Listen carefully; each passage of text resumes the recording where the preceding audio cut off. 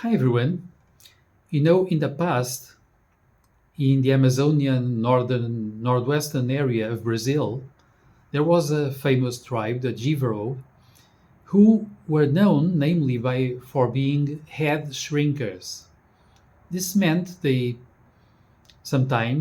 killed their enemies, then they severed their heads. They made the heads go through a special process to shrink them, and they were still closing the lips and the eyes of the heads that were shrunk like that.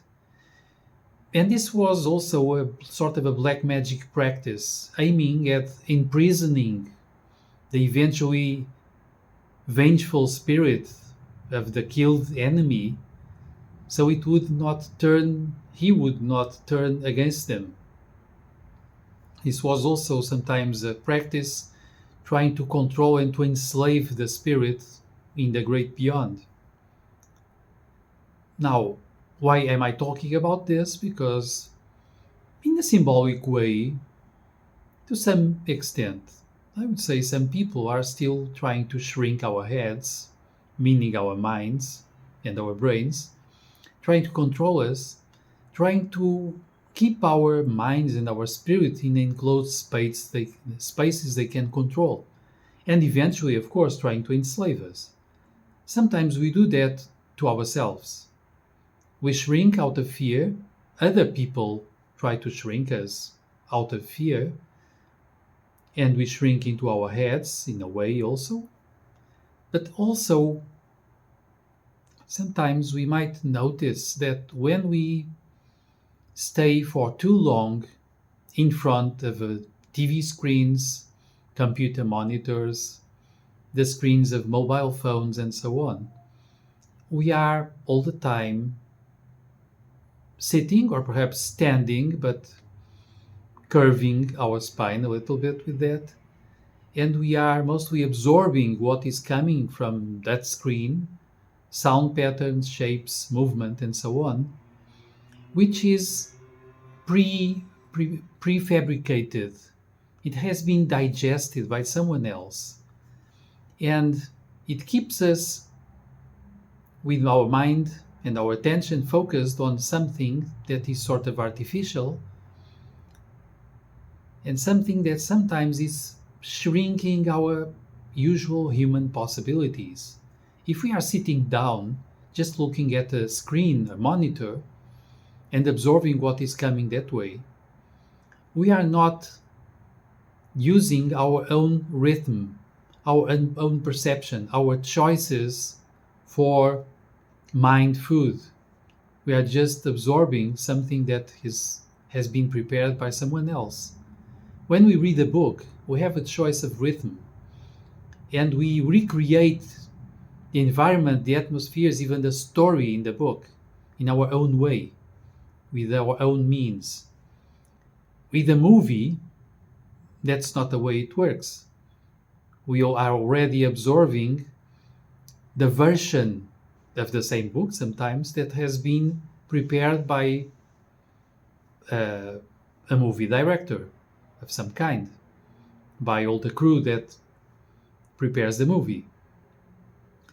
So there is a danger nowadays that for all too often we just become sort of passive to those processes that come through monitor screens that send us something pre-prepared and that grab our attention.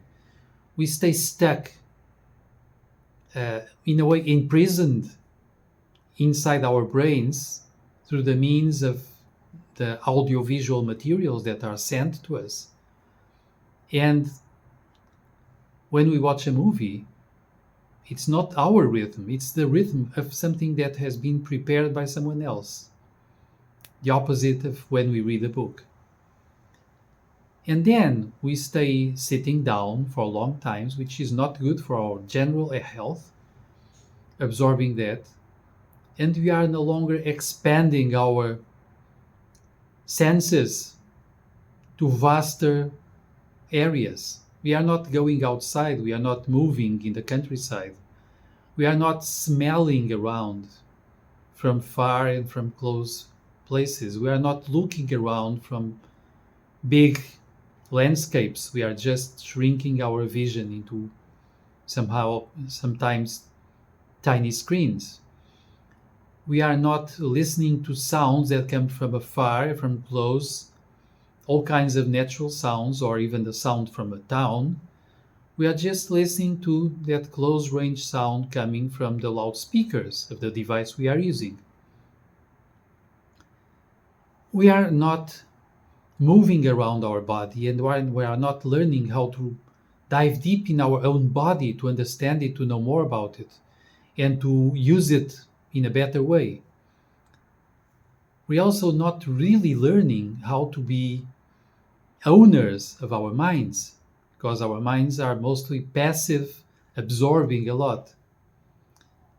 And it's very important that we do something else, that indeed we expand beyond monitors and screens and beyond the sound that is prefabricated. So we have our own rhythm.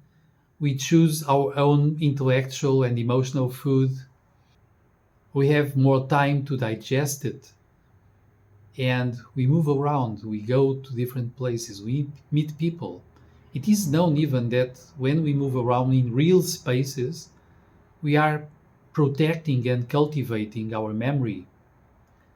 So I think we all need to really go beyond screens, to refuse to be shrank into our little heads and our skulls and our brains.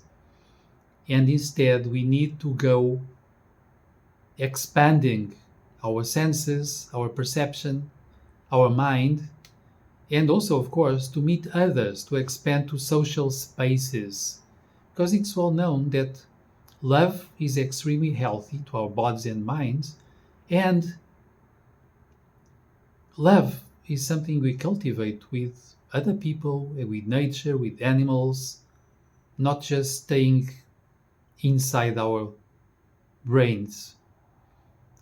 And it's good to expand really beyond this modern stuff that sometimes is shrinking us into our heads without even noticing it. This is the idea for now. As usual, if you like it, share, subscribe to the channel, and all that. I'll be around.